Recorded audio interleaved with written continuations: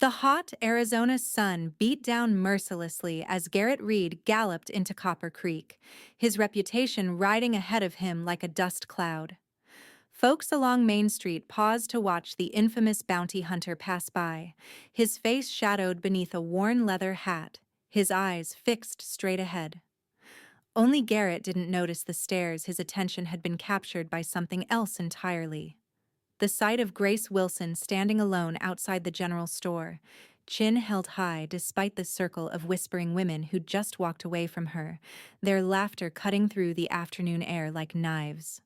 It was 1876, and the small mining town of Copper Creek had its share of secrets and scandals, but none quite like the story of Grace Wilson.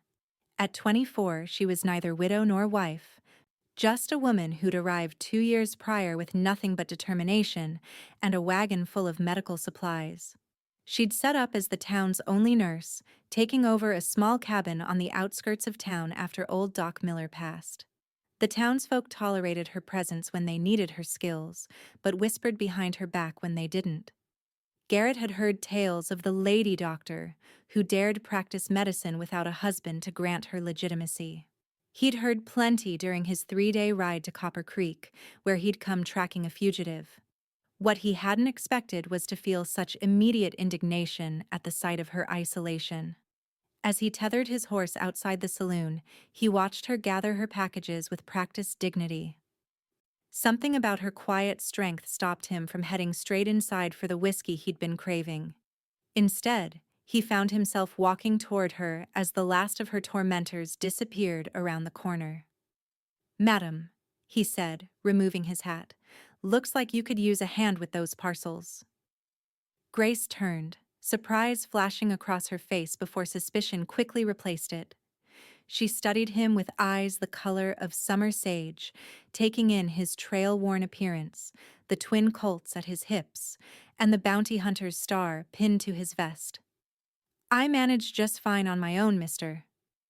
Reed, Garrett Reed." He didn't offer more explanation. People in his line of work knew better than to volunteer information. She nodded curtly. "Well, Mr. Reed, I appreciate the offer. But I've learned not to depend on the kindness of strangers in Copper Creek. It tends to come with conditions." Garrett couldn't help but smile at her sharp tongue. "No conditions, madam. Just couldn't watch a lady struggle while I stood by." Grace hesitated, then surrendered one of her heavier packages, a wooden crate that clinked with the sound of glass bottles. "If you insist. I'm headed to the cabin just past the creek." "The doctor's place," Garrett said, falling into step beside her. "Heard you took over after Miller died." Her shoulders stiffened. "I'm not a doctor, Mr. Reed. Just a nurse who knows enough to set bones, deliver babies, and treat fevers. Does that trouble you?" "Takes courage to do what others won't," he replied simply. "Can't fault someone for that." For the first time, her expression softened slightly. They walked in silence for several minutes, leaving the main thoroughfare behind. Garrett noticed how townspeople either stared openly or pointedly looked away as they passed. Grace kept her eyes forward, her posture unbending. "You're new to town," she finally said. "What brings a bounty hunter to Copper Creek?" "Man named Travis Blackwell. Robbed the Silver Rail coach last month. Trail led here." Grace's pace faltered slightly. "I know of no such man in town." "They never use their real names, madam." When they reached the small cabin nestled among cottonwood trees, Garrett could see why she'd chosen it. The location offered privacy, with the bubbling creek providing a natural boundary between her and the town that clearly hadn't embraced her. "Thank you for the assistance, Mr. Reed." She reached for the crate, but he held it firmly. "I'll carry it inside for you." Her eyes narrowed. "That won't be necessary." "Humor me, Miss Wilson." Grace sighed and pushed open the door. Garrett was surprised by what he found inside. The cabin had been transformed into a proper medical office. One half contained a neat sleeping area and small kitchen, while the other held an examination table, shelves of medicines, and surgical instruments organized with military precision. "You've made quite something of this place," he remarked, setting the crate on her table.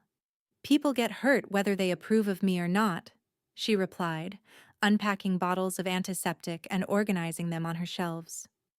Even those who whisper behind my back bring their children when fever strikes. Garrett studied her as she worked, noting the efficient movement of her hands, the stray auburn curl that had escaped her practical bun. Why here? He asked suddenly. Must be other towns that would welcome your skills more readily. Grace paused, her back to him. My father was stationed at Fort Buchanan before the war. I spent my childhood here. She turned to face him, a challenge in her eyes. This land is as much mine as anyone else's, Mr. Reed. I won't be chased away by disapproval. He nodded, understanding something fundamental about her in that moment. Well, Miss Wilson, I suspect you'll outlast them all. A hint of a smile touched her lips before she gestured to the door. I thank you again for your help, but I have preparations to make. Good luck with your fugitive. Garrett replaced his hat and stepped toward the door. If you need anything while I'm in town. I won't, she said firmly. But I appreciate the thought. As he walked back toward town, Garrett found himself puzzled by his interest in the woman. He'd encountered plenty of strong-willed folks in his travels, but something about Grace Wilson's quiet defiance struck a chord. Perhaps it was recognition he too lived outside society's margins, tolerated for his usefulness but never truly welcomed. The Copper Creek Saloon was crowded when he arrived, miners and cowboys packed shoulder to shoulder at the bar. Garrett ordered whiskey and found a corner table with a good view of the room. His quarry could be any of these men, and patience had always served him better than rushing. He'd barely taken his first sip when the batwing doors swung open and a commotion erupted. A miner burst in, his face pale beneath the dirt. Accident at the Mitchell claim! Cave in! Men trapped! The saloon emptied in minutes, with Garrett joining the surge of townsfolk heading toward the mine a half-mile outside town. He had no personal stake in this, but years of tracking had taught him disasters often flushed out the hiding. By the time they reached the mine entrance, several bloodied men had already been pulled free. Garrett hung back, watching the faces of those helping, looking for signs of someone who didn't belong. Instead, he spotted a wagon approaching at speed. Grace Wilson, medical bag in hand, her expression set with determination. She jumped down before the wagon fully stopped, ignoring the mutters of several miners who clearly didn't welcome her presence. Where are the most severely injured? She demanded of no one in particular. An older man, Mitchell himself, judging by his authoritative stance, pointed to a cluster of men laid out on blankets. 3 still trapped inside. These 7 made it out, but Dawson and Erickson are bleeding bad. Without hesitation, Grace knelt beside the worst cases, tearing open shirts to assess wounds. When one of the miners protested her touching him, she fixed him with such a steely glare that he fell silent. You can let me help you, or you can bleed to death, she stated flatly. Your choice. Garrett found himself moving toward her, drawn by her commanding presence in the crisis. What do you need? He asked. She glanced up, momentary surprise crossing her features before she nodded toward her bag. Clean bandages, water, and someone strong to hold Erickson down. I need to remove that wood splinter before it pierces his lung. For the next hour, Garrett worked alongside Grace, following her terse instructions as she fought to save the miners' lives. He held men down as she extracted debris, applied pressure to wounds as she stitched others, and watched as she made life and death decisions without hesitation. When the last trapped miner was brought out alive but with a crushed leg, Grace didn't flinch at the mangled limb. Instead, she turned to Mitchell with grave eyes. He needs the leg amputated and quickly. I can do it. But I need a clean space and help. Mitchell's face paled. Surely we can take him to Phoenix. He'll die before you reach the city limits, she interrupted. Decide now. The mine owner looked around desperately, then nodded. My house is closest. What followed tested even Garrett's strong stomach. In Mitchell's dining room, with the table cleared and the injured man unconscious from whiskey and morphine, Grace performed the amputation with a surgeon's skill. Garrett assisted, handing instruments and helping to tie off blood vessels, impressed by her steady hands and calm instructions despite the gravity of the situation. As she finished bandaging the stump, exhaustion finally showed in the slight tremor of her fingers. The crisis had passed. 4 men would live because of her, including the miner who now had one less limb but still drew breath. "You saved his life," Garrett said quietly as they washed blood from their hands in a basin. Grace didn't look up. "That's my job, Mr. Reed." "Garrett," he corrected. "Think we're past formalities after what we just did." She raised her eyes to his and for a moment, vulnerability showed through her armor. "Most men wouldn't have stomach for assisting with such work." "I've seen worse," he replied simply. "Just never seen it fixed before." Dawn was breaking by the time they finished treating the last of the injured. Mitchell, despite his initial reluctance, had ensured Grace was provided hot food and coffee. As they stepped outside into the pale morning light, Garrett noticed how the townspeople now gave her a wide berth, not out of disdain, but something closer to wary respect. "I can take you back to your cabin," he offered, noting the dark circles under her eyes. She nodded, too exhausted to refuse. As they rode in her wagon, Grace finally asked the question he'd been expecting. "Where did you learn to assist with medical procedures? You knew the names of instruments before I called for them." Garrett was silent for a moment. "Army surgeon let me assist during the war. I was too young to fight, but old enough to hold men down while he worked." He didn't mention the nightmares that still came, or how different it felt to help save lives rather than watch them slip away. At her cabin, he helped her down from the wagon. Their hands met, and despite the exhaustion, a current passed between them that had nothing to do with their shared ordeal. "Thank you," she said softly. "Not everyone would have helped." "Get some rest, Grace," he replied. "Town's likely to be knocking at your door again before long." She smiled, a genuine smile that transformed her face before disappearing inside. Garrett returned to the saloon, which had reopened despite the early hour. Miners not involved in the accident were already drinking, and conversations buzzed with accounts of the cave-in and Grace Wilson's unexpected heroics. "Never thought I'd see Mitchell let that woman in his house," one miner remarked, "but damned if she didn't save Charlie's life." "Still ain't natural," his companion muttered. "Woman with no husband cutting on men like that." "You'd rather Charlie died?" a third challenged. "'Cause that's what would have happened." The debate continued, but Garrett noticed a subtle shift. Even those who disapproved seemed to acknowledge her skill, if grudgingly. He sipped his whiskey, listening for any mention of strangers or newcomers, any hint of his quarry. Later that afternoon, as he questioned the saloon keeper about recent arrivals, the doors burst open. Grace stood there, her face flushed. "Mr. Reed," she called. "You're needed urgently." Garrett followed her outside, where she spoke in a low voice. "One of the injured miners is asking for you specifically.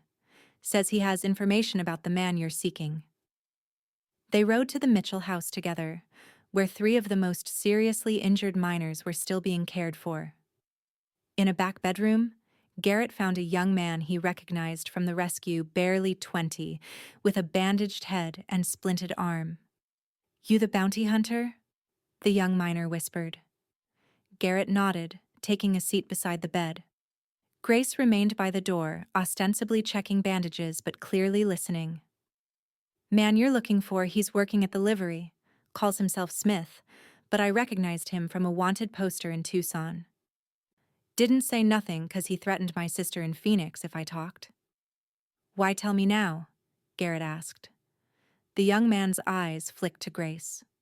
"Miss Wilson saved my life. Figure I owe something in return. Besides," he added with a weak smile, "Sis is getting married next month and moving to California. He can't hurt her there." Garrett nodded, placing a silver dollar in the miner's palm. Rest easy. I'll handle it from here. Outside, Grace stopped him with a hand on his arm. Be careful. I've treated Smith for minor injuries. He's not a man to underestimate. Her concern surprised him. Thought you didn't want anything to do with me, Miss Wilson. I've patched up enough bullet wounds to prefer not creating more, she replied primly, but her eyes betrayed genuine worry. Garrett felt something shift between them, an acknowledgement that in this town of whispers and judgment, they'd found unexpected allies in each other. I'll be careful, he promised, and I'll come back to let you know when it's done. The confrontation at the livery was swift and, mercifully, free of casualties. Blackwell alias Smith had indeed been hiding in plain sight, working as a stable hand while planning his next move. Caught by surprise as he mucked out stalls, he'd surrendered after a brief struggle that left him with nothing worse than a bloodied nose and wounded pride. By sundown, Garrett had his prisoner secured in the town jail, arrangements made to transport him to Phoenix the following day.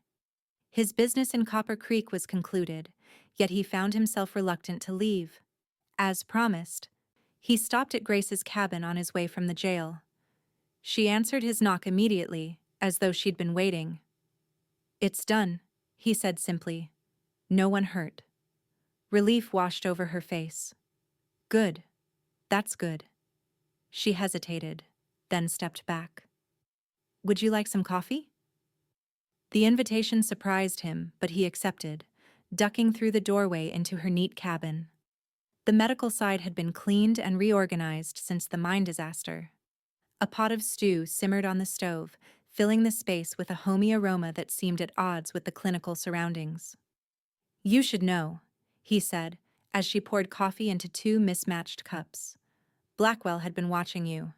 Her hand stilled momentarily. Me? Why?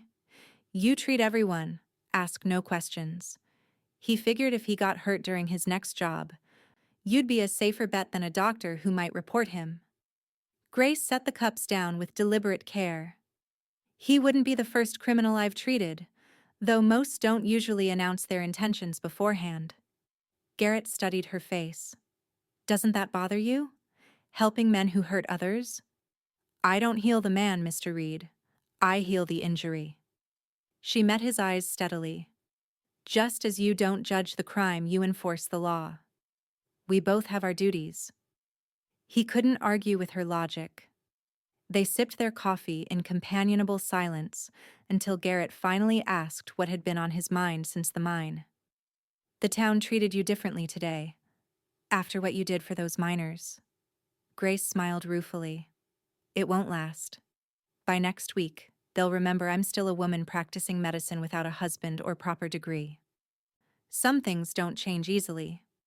Why stay then? The question had been bothering him. With your skills, you could go anywhere. She was quiet for a long moment, then moved to a small trunk in the corner. From it, she withdrew a faded daguerreotype of a stern-looking man in a military uniform. My father, she explained, handing it to Garrett. Captain James Wilson, U.S. Cavalry. He was stationed here when I was a child. My mother died shortly after we arrived, and he raised me alone, teaching me everything he thought a person should know: riding, shooting, reading the stars. Her voice softened. He believed in this territory, in what it could become. She took back the photograph, tracing its edge with gentle fingers. After he died in the war, I had nowhere to call home. I trained as a nurse in Philadelphia, but it never felt right. I kept remembering the mountains here, the quality of the sunlight. Her eyes met his. Some places claim you, Mr. Reed. Copper Creek claimed me long before I ever decided to return. Garrett understood perfectly. He'd felt the pull of certain landscapes himself, places that spoke to something deep inside him. What he'd never felt was the pull toward another person, until now. I leave for Phoenix tomorrow, he said, surprised by his reluctance. Blackwell has a date with a judge. Of course, she nodded, composure returning. Your work here is done? An uncomfortable silence settled between them, filled with words neither seemed ready to speak. Finally, Garrett stood, placing his empty cup on the table. Thank you for the coffee, Miss Wilson. At the door, he paused. You know, I've been thinking about settling down. Bounty hunting isn't a profession that promises old age. Her expression remained carefully neutral. What would you do instead? Was thinking a town like this could use a proper lawman, someone who doesn't answer to the mining companies or cattlemen. He watched her face closely. Might need medical attention from time to time, though. A smile tugged at the corner of her mouth. Copper Creek has a perfectly capable nurse, Mr. Reed. So I've witnessed. He placed his hat on his head, tipping it slightly. Perhaps I'll see you when I return from Phoenix. Perhaps you will, she replied, and this time her smile reached her eyes. The journey to Phoenix and back took Garrett 2 weeks longer than anticipated due to a sandstorm that delayed travel and the judge's crowded docket. Each day on the trail, he found his thoughts returning to Grace Wilson and her isolated cabin, to the fierce determination in her eyes and the gentle skill in her hands. Upon his return to Copper Creek, he was surprised to find the town in an uproar. A typhoid outbreak had struck, with several families already affected. The saloon had been converted to a makeshift hospital, and at its center worked Grace, tireless despite having been on her feet for days.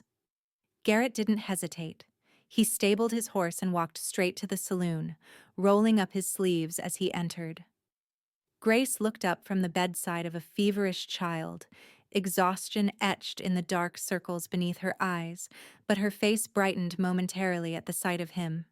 "You came back," she said, her voice hoarse from fatigue. "Told you I would." He surveyed the room full of patients. "Where do you need me?" For the next 10 days, they worked side by side, fighting the outbreak with every remedy and technique at their disposal. Garrett fetched water, changed bedding, held delirious patients as Grace administered medicine, and comforted grieving families when their efforts failed. Through it all, he watched her work with unwavering dedication, even when faced with neighbors who had once shunned her. By the time the outbreak subsided, 7 townspeople had died, a tragic number, but far fewer than might have perished without Grace's knowledge and determination. The town's attitude toward her had shifted noticeably. While not all embraced her, open hostility had given way to grudging respect. On the first evening, when no new cases appeared, Garrett found Grace sitting alone on the steps behind the saloon, her face tilted up to the star-filled sky. He sat beside her, offering a cup of fresh coffee. "First time I've seen you still in daze," he remarked. She accepted the cup gratefully. "I keep expecting another patient to arrive. Can't quite believe it's over." "You saved this town, Grace." She shook her head. "We lost 7 good people." "And saved 30 more?" His hand covered hers. "You can't save everyone." They sat in silence, the weight of the past days settling between them. Finally, Grace spoke. "The town council asked me to stay on officially. They're offering to help me establish a proper clinic." Garrett smiled. "About time they recognized what they have." "And what about you?" she asked, her voice carefully neutral. "Will you be moving on now?" He turned to face her fully. "Seems Copper Creek's sheriff took ill during the outbreak. Passed yesterday. Town needs someone to step in." Hope flickered across her face. "And you're considering it?" "More than considering. Accepted this morning." He hesitated. "Thought you should be the first to know, since we'll likely be working together often." The smile that spread across her face warmed him more than the coffee. "I suppose we will, Sheriff Reed." In the weeks that followed, Copper Creek slowly returned to normal, though changes were evident throughout the town. Construction began on a small clinic adjacent to Grace's cabin, funded by contributions from the mining company and several prominent families. Garrett settled into his role as sheriff, establishing a reputation for fairness that earned him respect from most quarters.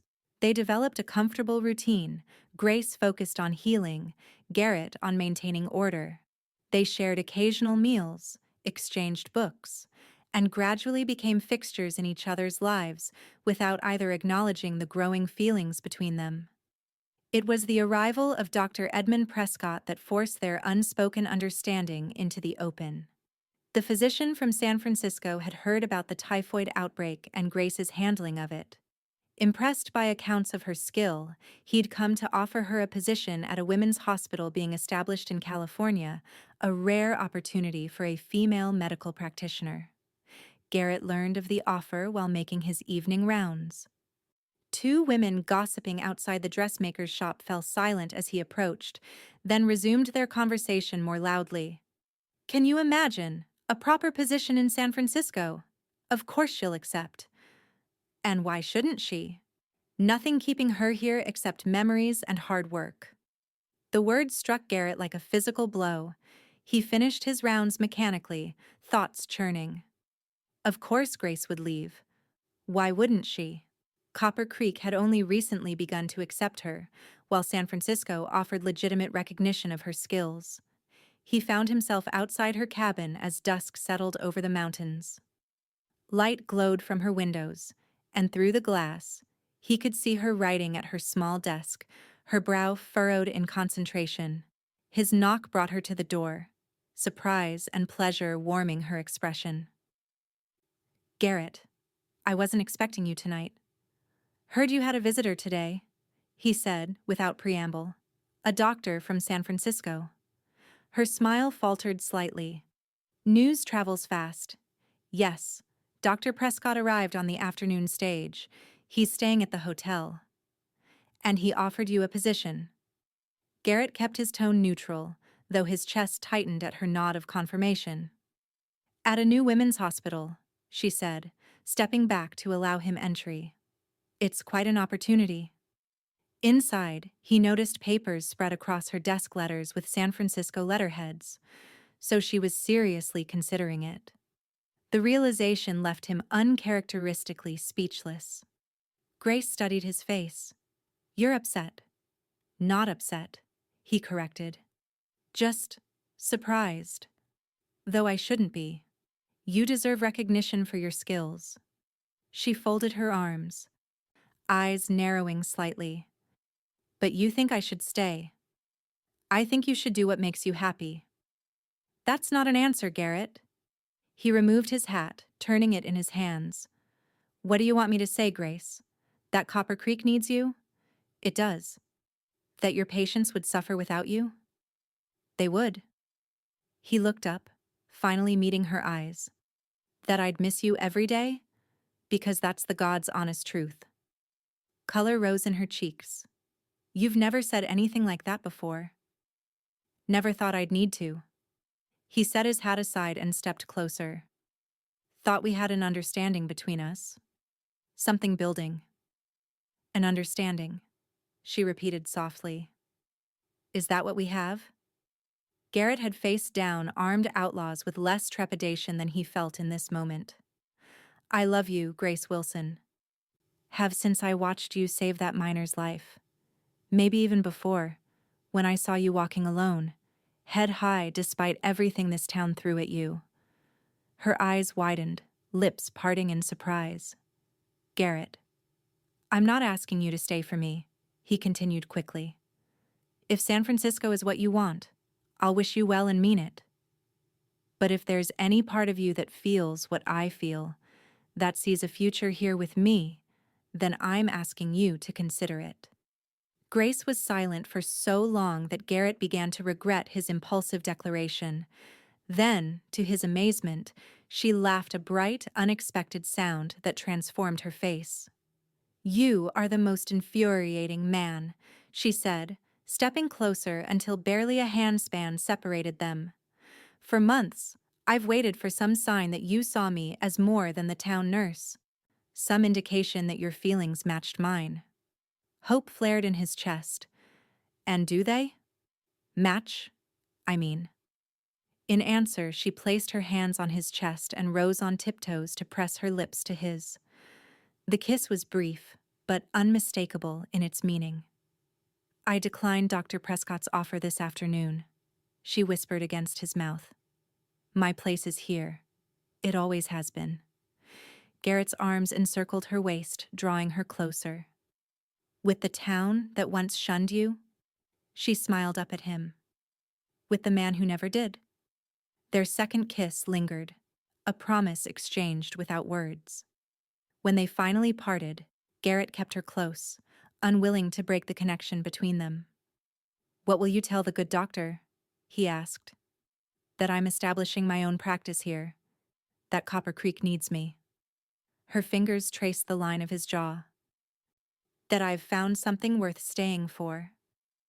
3 months later, on a crisp autumn morning, Grace Wilson became Grace Reed in a simple ceremony attended by much of Copper Creek. The town that had once whispered behind her back now celebrated their nurse and sheriff, a match that somehow seemed inevitable in hindsight. They moved into a modest house halfway between the jail and the newly completed clinic, bridging their separate worlds while building a shared one. The whispers never completely ceased. Some old prejudices died hard, but they changed in nature. Now people marveled at how the outsiders had become the very heart of Copper Creek, how the once scorned nurse and the wandering bounty hunter had found home in each other. In the spring of 1877, their joy was completed when Grace discovered she was expecting. The pregnancy was announced without fanfare, but the news spread through town with remarkable speed. Women who had once avoided Grace now appeared at the clinic with handmade baby blankets and practical advice. Men slapped Garrett on the back and offered cigars in anticipation. Strange how things change, Grace remarked one evening as they sat on their porch, watching the sunset paint the mountains gold. Her hand rested on her growing belly, Garrett's larger one covering it protectively. A year ago, half this town wouldn't speak to me. People come around when given the chance, Garrett replied, feeling the flutter of movement beneath his palm. Some just take longer than others. She leaned against his shoulder. Do you ever miss it? The freedom of the trail? He considered the question seriously. Sometimes I miss the simplicity. Hunting had clear rules. Find the man. Bring him in. His arm tightened around her shoulders. But I never had this. Never had someone waiting for me, a place that felt like mine. Ours, she corrected softly. Ours, he agreed, kissing the top of her head. Their daughter, Catherine, was born on a stormy night in November, arriving with the same determination that characterized her mother. Garrett paced outside the bedroom as the town's midwife assisted Grace, his usual composure shattered by the sound of his wife's pain. When the first cry rang out, strong and indignant, he nearly broke the door in his haste to enter. The sight of Grace, exhausted but radiant, holding their swaddled daughter, was one Garrett knew he would carry with him always. He approached cautiously, overwhelmed by the tiny perfection of Catherine's features, the delicate fingers that curled reflexively around his own rough digit. She has your eyes, Grace whispered, though the baby's eyes were the unfocused blue of all newborns. And your spirit, I'd wager, he replied, voice thick with emotion. As word spread of Catherine's arrival, a steady stream of visitors came to the Reed household bearing gifts and well wishes. Among them was Eliza Mitchell, wife of the mine owner and once one of Grace's harshest critics. She arrived with a hand-stitched christening gown and tears in her eyes. I never properly thanked you, she told Grace, for saving Charlie's life during the cave-in. If not for you, he wouldn't be walking today, much less working. Grace accepted the gift with grace. Your husband paid me well for my services. Money doesn't cover the debt we owe you. Eliza's gaze fell on the sleeping infant. She's beautiful. A blessing to the town. After she left, Garrett raised an eyebrow at his wife. A blessing to the town? Grace laughed softly. Apparently, our daughter has already achieved what took us months' complete acceptance. She takes after her mother that way, Garrett replied, breaking down barriers without even trying. The years that followed brought both challenges and joys. Copper Creek grew as the railroad finally reached the area in 1879, bringing new settlers and opportunities. Grace's clinic expanded to include a small hospital wing, and she took on an apprentice, a young woman with the same hunger for knowledge that had once driven her. Garrett settled fully into his role as sheriff, finding satisfaction in maintaining order rather than hunting lawbreakers. His reputation ensured that most trouble passed Copper Creek by, seeking easier targets. When Catherine was 3, a second daughter joined the family. Elizabeth, named for Grace's mother, followed 2 years later by their son James, who carried his grandfather's name and Garrett's steady temperament. Through births and deaths, droughts and floods, the Reeds became fixtures in Copper Creek. The whispers that had once isolated Grace transformed into stories told with pride: how the nurse had saved the town during the typhoid outbreak, how the sheriff had faced down the Jenkins gang without firing a shot, how their children were the brightest in the schoolhouse. In 1885, nearly a decade after Garrett had first ridden into town, Grace sat beside him on their porch swing, watching their children play in the yard with the family dog. Catherine, now 8, organized her siblings in an elaborate game of her own invention, her auburn hair so like her mother's catching the evening light. "Do you ever think about that first day?" Grace asked, her head resting comfortably against his shoulder. "When you offered to carry my parcels?" Garrett smiled at the memory. "Best decision I ever made, though you didn't make it easy." "I wasn't looking for a husband," she reminded him, "just trying to survive in a town that didn't want me. And now, look at you, respected doctor, beloved wife, mother of 3. Grace laughed.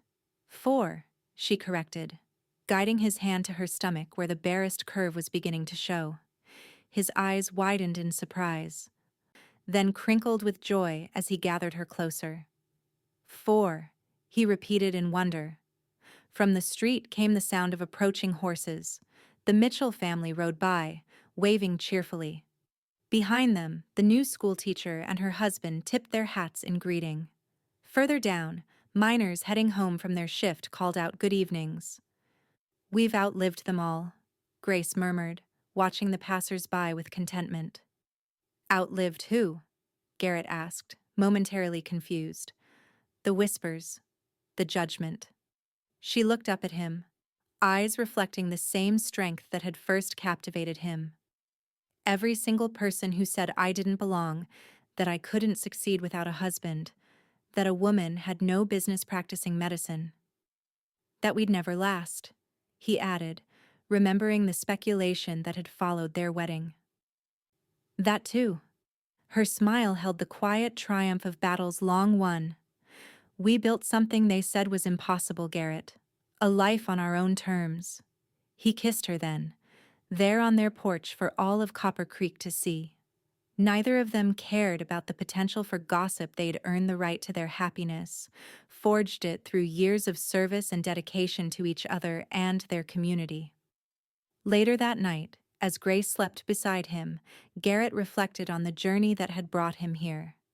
He'd ridden into Copper Creek tracking a fugitive, never imagining he'd find a home, a family, a purpose beyond the next bounty. The twist of fate that had drawn his attention to a proud, isolated woman struggling with her packages seemed, in retrospect, nothing short of providential. Life had taught Garrett Reed many lessons, but none more valuable than this. Sometimes the greatest adventures began with the simplest acts of kindness, and the truest form of courage wasn't facing down outlaws, but standing beside someone the world had turned against. In the quiet darkness, his hand resting protectively over his unborn child, Garrett silently renewed the vow he'd made on their wedding day to walk beside Grace through whatever challenges lay ahead, to face together the whispers that might never completely fade. They had built their life amid disapproval and doubt.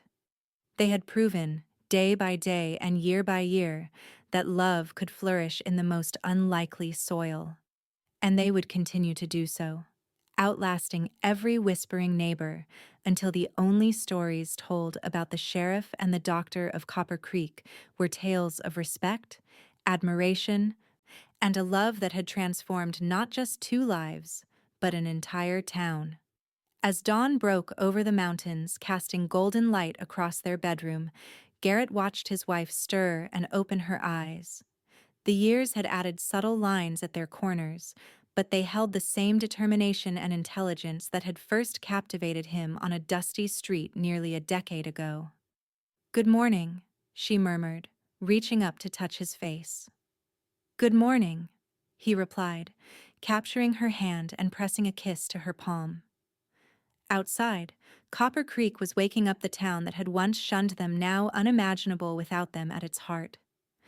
Their children would soon be calling for breakfast, patients would be waiting at the clinic, and the day's duties would begin. But for this moment, in the quiet of early morning, Garrett Reed held close the woman who had changed everything, the nurse who had healed more than bodies, the partner who had shown him the meaning of home, the love who had proven that sometimes the most rebellious act of all was simply to stay, to build, to outlast. And in that knowledge, they found their greatest triumph.